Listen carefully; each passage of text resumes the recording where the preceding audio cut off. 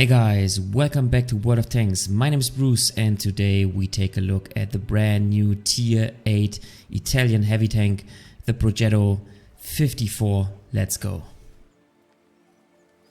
Before we start with some gameplay, let's quickly talk about the stats of this tank, and therefore I would like to compare this tank to the WoT C55, the premium tier 8 heavy tank of the Italian tech tree, and the CS53. Why so? Well, because I think that the CS53 is one of the medium tanks that sacrifices mobility and speed for its armor. So it has a relatively good armor for a medium tank, and that is exactly what my playstyle with the Progetto 54 is.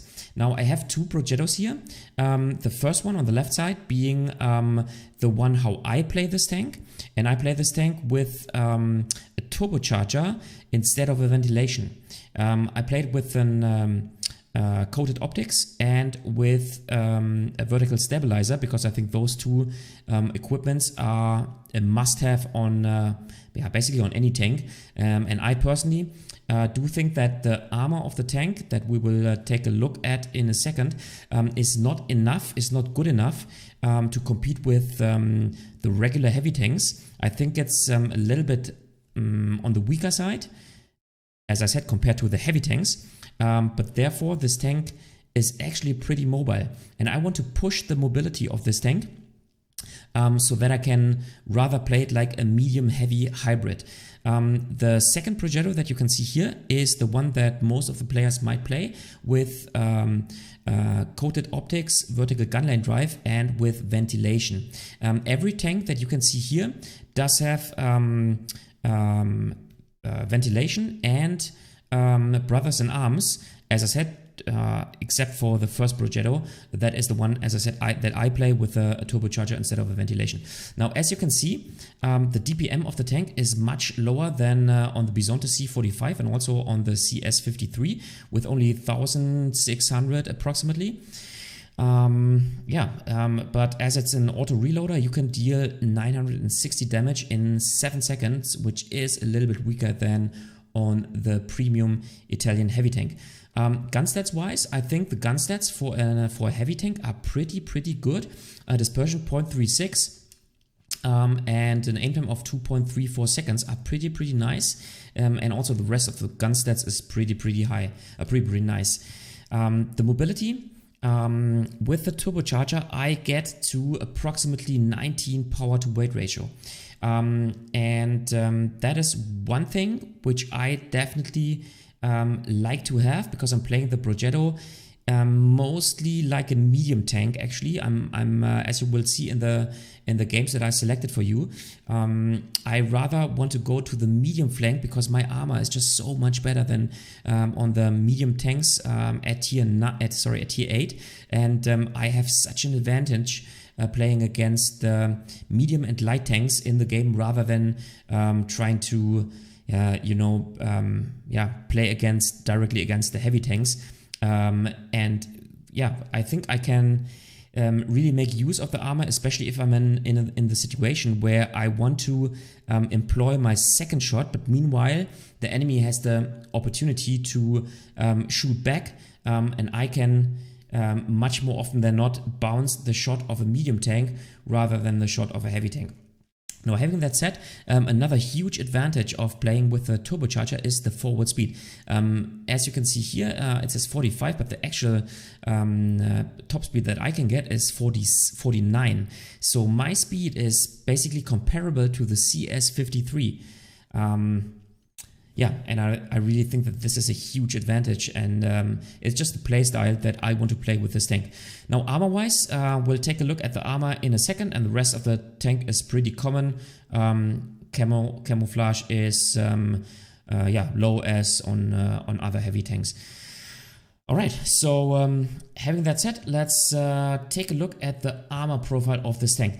And as you can see, this is the Progetto 54 standing on a flat surface, and actually its armor is, I would say, pretty good, but not good enough to face heavy tanks, because as you can see, the armor goes up to, let's say, 238-ish next to the gun mantlet. And that is enough to basically bounce every silver ammo tier 8 shot, but certainly not premium ammo, and also not shots of higher tiers, so tier 9 or tier 10. I think that if you are playing against heavy tanks, more often than not, they will just use premium ammo, so I rather want to avoid this situation. As you can see, standing on a flat surface, the upper hull armor is pretty weak, so almost every tier 8 tank will penetrate your upper hull. Maybe not the T44, the WoT or the T32 with silver ammo, but most of the tier 8 tanks do have a better penetration. Now, if we turn the tank a little bit to the side, we can see that we quite have some side scraping abilities. And when I first saw this armor profile, I thought, okay, here we have a huge weak spot, but it looks like this weak spot is actually hard to find, or maybe that I don't know, the knowledge about this weak spot is not very far spread in the World of Tanks community, at least right now. But if you are facing Progetto 54, consider that there is a huge weak spot that you can hit. Otherwise, you can really side scrape with this tank, and I will show you this also in the video. Now, there is one thing to mention about the armor, which is very important. Now, obviously, if you use your gun depression, look what happens to the upper hull. With the upper hull, you create an auto bounce angle, but only if you use basically all of your 9 degrees of gun depression. But then look what happens to your turret. This lower plate of the turret armor actually becomes weaker. Only 212 millimeters of armor, so you really have to consider this. Yes, you are increasing your armor of your upper hull, and you are also increasing the armor, actually significantly increasing the armor of this upper plate here on the turret, but this one actually decreases. So it's a trade-off, and yeah, it's another reason why I think that you do need to think about, does it make sense to play hull down in the situation I'm currently in? If you're only using a little bit of your gun depression like this, then you can maybe get a trade-off between this decreasing armor of the lower plate of your turret and the upper hull of your tank, which is like, I would say for tier 8 pretty strong. So 260 at the top plate, about 218 on the lower plate of your turret, and then about 218, 220 on your upper hull. So you will not get penetrated by, at least most of the time, by the silver ammo of the tier 8 tanks. Alright, I think that's enough to know about the armor of this tank, and now let's jump into some gameplay. Alright guys, here we are in our first video. We are in a low tier scenario in a tier 10 matchup, and my plan is to show you one low tier scenario, then one mid tier scenario, and then finally in the third video one top tier scenario. In this game we do not have any artillery, which is great for this tank, and we only have one light tank. So with the Progetto 54 I want to go to the left hand side. Especially as being a low tier tank, I certainly do not want to count on the armor, not even on the turret armor, because tier 9 and tier 10 tanks can definitely penetrate even my turret, so I do need to have a different game plan. Now going to the southern flank, the first thing I need to check is whether I do have some support or not.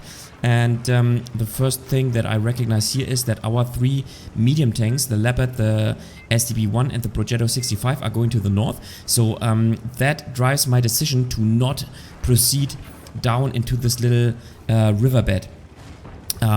Instead, I am waiting here and I just want to aim opponents that are trying to push. Okay, so here you go. Let's track shot. Let's track the object 430U. Here you go, okay, that was not a good timing. We can track him again. No.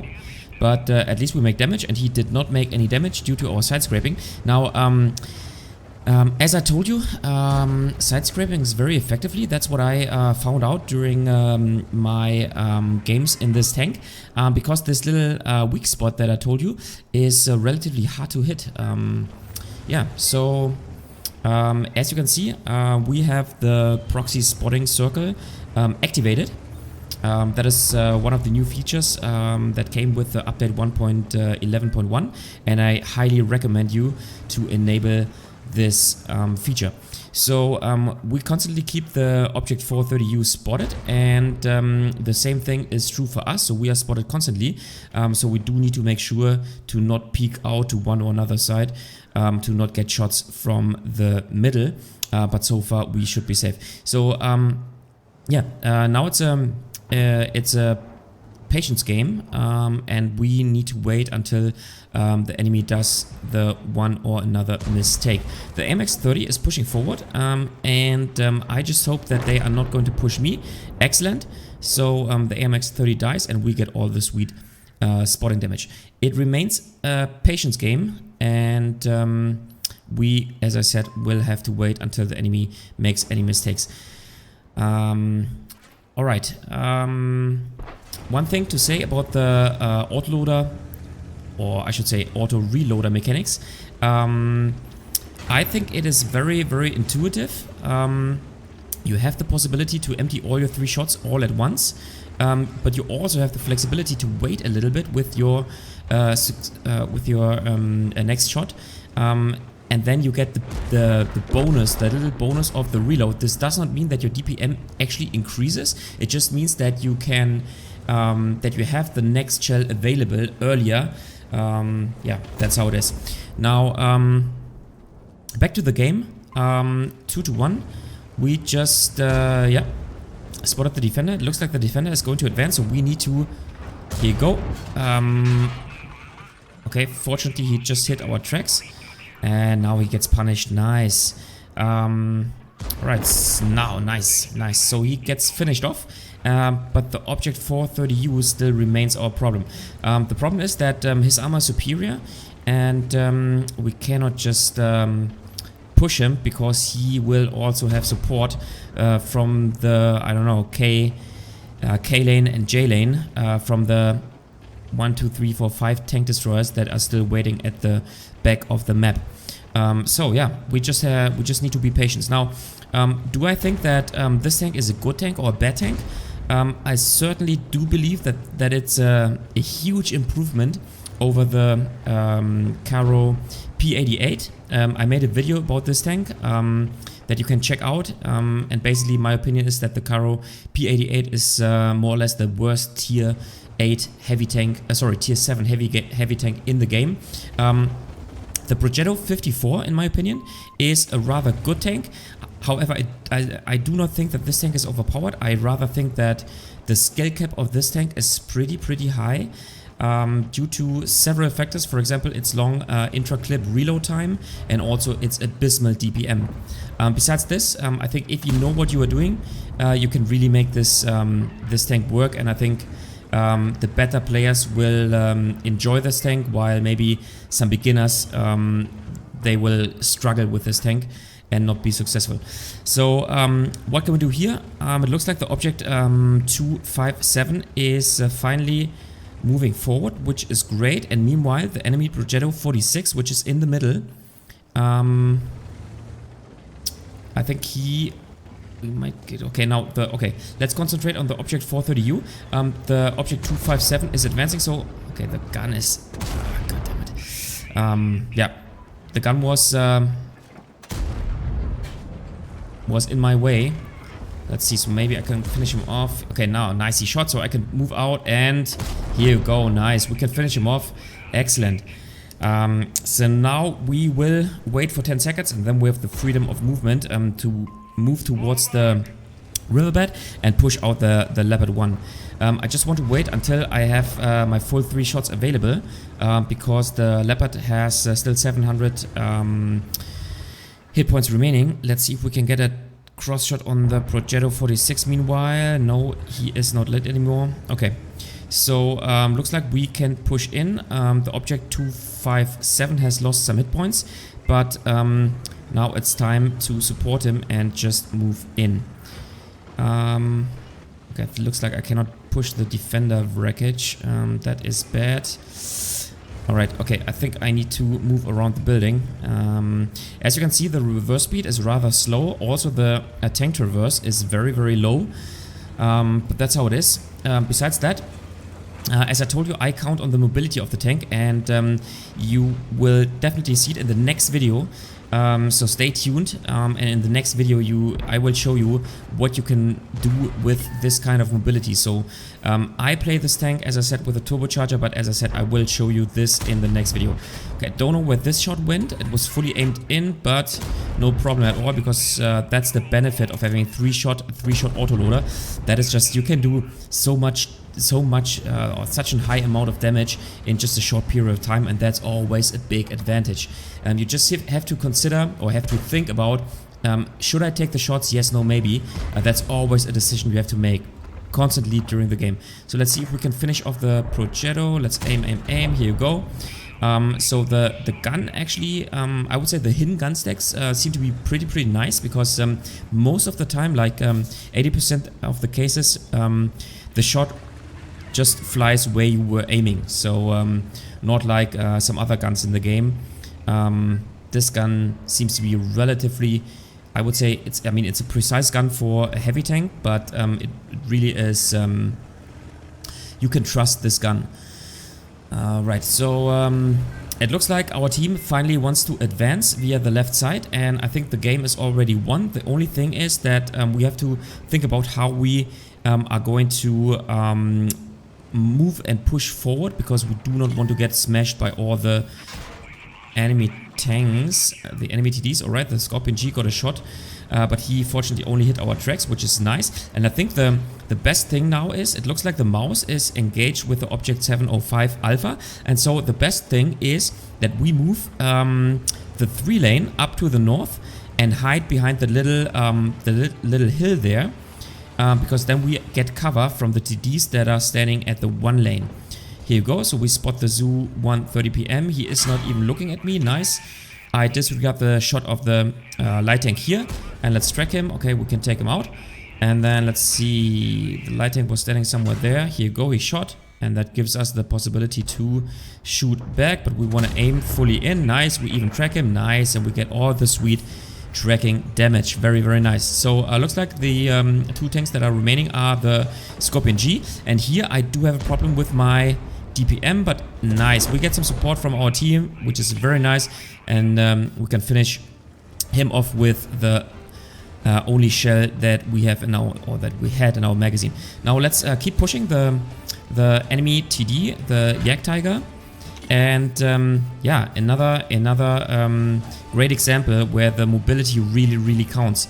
Like, we can go instantaneously at 48-ish kilometers per hour, and so we arrive first, and okay, he gets some shots, but we can finish him off at least. Nice. We made 3,500 damage, 3,000 spotting damage, so 6,500 damage combined, and I would say let's jump into the next game.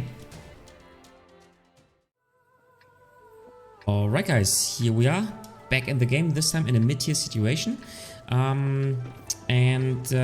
have 2 artilleries in the game, no light tank however, and important to notice is that the 2 top tier tanks are medium tanks. So armor wise we are, let's say, on the high tier side, I would say. And once again, I play this tank as a medium heavy tank, and I do want to go to the positions that usually only medium tanks can reach. And that is on this game, on this map, the D6 position. Yeah, obviously the oooBRUCEooo is faster, but as you can see on the Type 61, I can even move almost as fast as he can, and I will arrive there basically at the same time or even a little bit faster, and that's the mobility I'm talking about. That only works with the turbocharger, because otherwise we wouldn't go at 49 kilometers per hour top speed. Right, so our 3rd shell has loaded. He's blocking the way, it doesn't matter, we can get a shot. Okay, I wanted to track him, but it didn't work. And now let's see if he moves out there. No, but here go. Alright, we get one shot. That is bad. But the... Alright, maybe we can use the third shot of our clip. Let's see. This one didn't work. We hit the Type 61.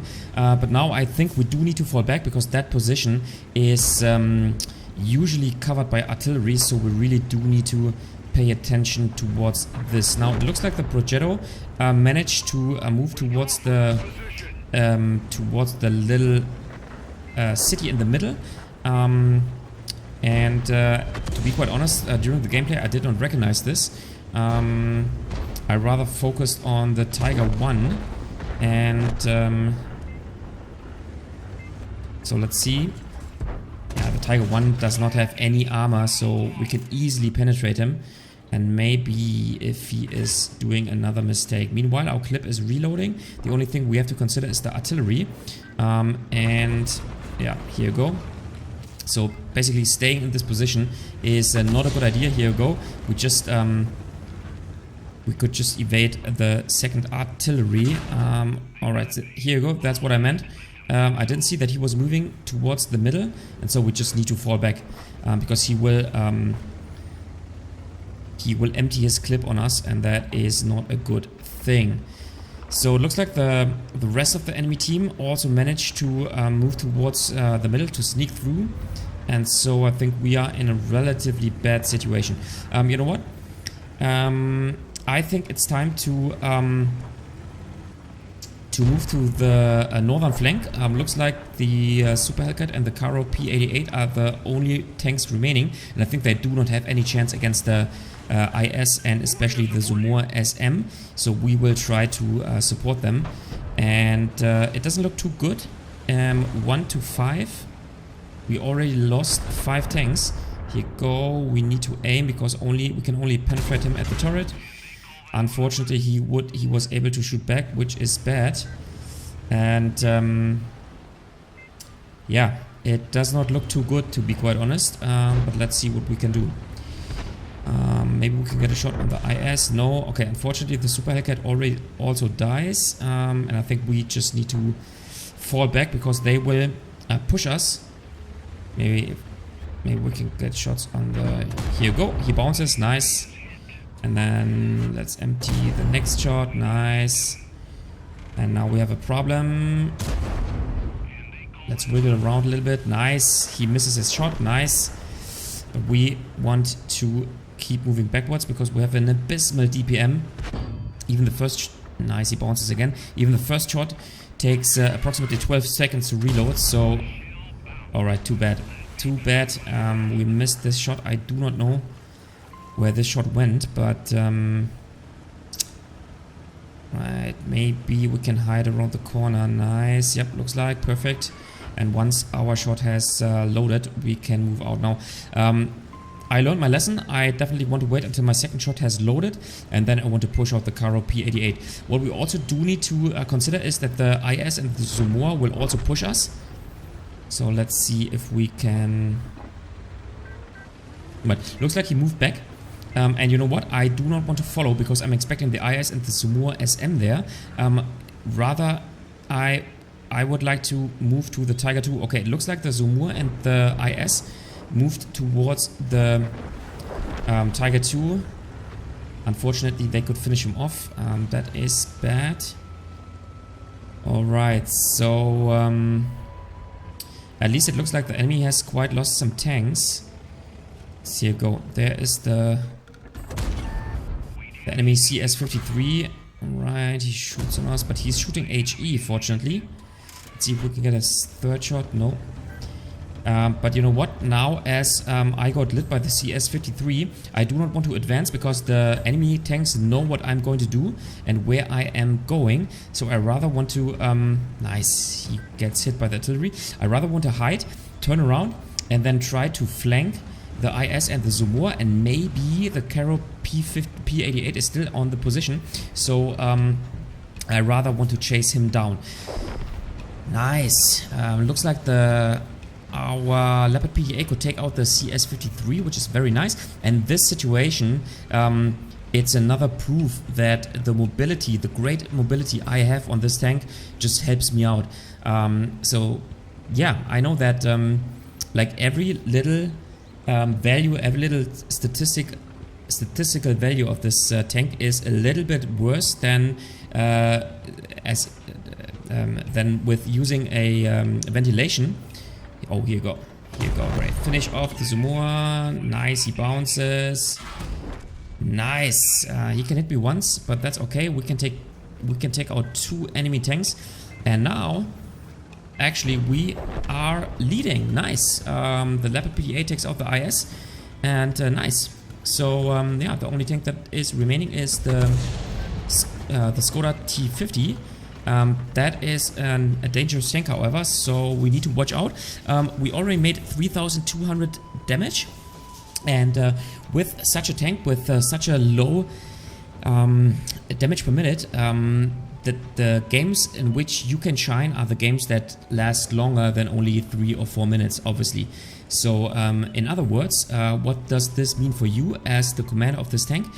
Just try to not set everything on one like on one card, rather try to always have an exit option and try to make the game for your tank as long as possible. Now that does not mean to hide at the backstop of the map and to do some, I don't know, some redline sniping. It just means that the longer you can stay in the game, the higher the value of your tank is. Here you go. So the artilleries are finished off by the Leopard, and yeah, to make things short, we will not get anything of the Skoda T50. We win the game, however, because we can finish him off. The Leopard is full HP. He's now going to hunt him down, and yeah, overall 3,700 or 3,800 damage combined is another great result for this tank. So let's go to the last game. Alright, back in the game, and this is our last game. We are top tier, as I told you, and once again, I consider, or my playstyle of this tank is as a medium heavy hybrid, and so I want to go to the positions where I would also go with with playing a medium tank. I really do like this tank. I just like how it looks, I would say. I don't think that this is an overpowered tank. I don't even think that this is one of the strongest tier 8 tanks. I just think that the playstyle is very fun. I do like to play autoloaders, and I think that the skill cap of this tank is relatively high, just like on the Brusque, for example. So it looks like our EBR is pushing into the little riverbed, and we want to stay here and get cross-firing shots. For example, on the AMX 1375, right, this shot did not hit, unfortunately, and now, unfortunately, we don't have any shot in the magazine. Now, the Jagdpanzer 4 told us to pull back, and I definitely want to do this because I do not have any shot in my clip, and he is able to get some crossfire. At least he hoped to get some crossfire. Right, let's see if we can get some more shots. Maybe the AMX 1375 is pushing out. I really can, here we go, at least we can track him. I really can peek out without any fear because my armor as being top here is just superior. Here you go. Maybe we get a shot on let's see. Okay, I'm waggling around a little bit. Let's see. Okay, I just wanted him to fall back, but unfortunately he gets killed out. Let's just wait and see what happens. Looks like looks like our EBR is moving to this position, which is nice, and it also, here you go, nice. Okay, I think this one bounced on the gun mantlet. Nice, we could get one shot, and the EBR can finish him off. Nice. Looks like on the left flank our team is in a strong position. There's only the Bisonte C45 against 3 of our tanks. Looks like on the right hand side, however, the enemy team is advancing, and what I want to do is I want to use the mobility of my tank to move to the middle and get some crossfire on the two P88s. And I think... Okay, does the T52 push us? No, he doesn't. Okay, so we can continue. Nice. They bounce. Right, can we get a shot on him? No, looks like... Here you go. Fully aiming in, and then we hit our shots. Very nice. Okay, looks like the Karo P88 is... one of the Karo P88s is shooting from the middle, so we have to push forward a little bit. And looks like they just bounce on our armor, but we can penetrate him. Nice. And you know what? There's an ever so slightly, I don't know, sandbank or so. Nice. And actually, yeah, as I said in the first game, this tank can really side scrape. It looks like this is a really good side scraper. I mean, obviously we have to... Alright, do you see what I see? The P88 behind us, so we need to turn around. One disadvantage of the tank is, as I said, the very slow turret traverse speed, but in this situation it is enough. And right, this shot bounced. There you go. Just need to hit the upper hull of the P88 because his armor only works when he's playing hull down. Looks like the game is already won because we could hold the right flank, and now we can just move forward and collect the damage that is still on the battlefield. We still have quite some hit points. However, we want to play as smart as possible. So let's see if we can finish off the Karo P88 without losing any hit points. Here you go, first shot. And let's see. Okay, too bad, okay. Alright, let's see, there's one Progetto 54, he's one shot, okay. So we will just push towards him and we'll try to hide as long as possible, and then let's see. 2200 damage so far, and yeah. What can I say? I really recommend to play this tank. Nice, he's turned around so we can finish him off. Very nice. I really recommend to play this tank with a turbocharger. One tip from my side, I tried to use the turbocharger on the Emil-1, but as the Emil-1 has such a low horsepower, it doesn't really work because he only gets like 30 HP more, but this tank with its 850 horsepower really gets some additional one, and this gives this tank the... Let's see if I can hit him, then I maybe finish off this guy here. Nice, here you go, and then now we need to keep shooting at the EBR. Nice. Our team is helping us out, very nice. This gives this tank a relatively high power to weight ratio of almost 19, or actually it is 19 as we saw. Now let's see if we can get a shot on the 40 TP if he finishes off the Jagdpanzer 4, and look at the mobility compared to the Bisonte C45. We're just so much faster because we can first of all reach our 45 kilometers per hour top speed, and then we can also, like, our acceleration is so much better. Alright, so okay, looks like the KV2 hits him, but at least we can finish him off. Very nice. So 3,400 damage, or 3,500 damage actually combined. Another nice round with the Progetto 54, and yeah, I really think that it's becoming one of my favorite tanks, I have to admit, even though it's not the strongest tier 8 tank, I would say. Alright guys, that was it with the Progetto 54. What do you think about this brand new tier 8 Italian heavy tank? Do you like it or do you hate it? Leave me some comments in the comment section below. If you liked the video, give it a thumbs up. If you hated it, give it a thumbs down. Consider subscribing to my channel, and I see you next time with another World of Tanks video.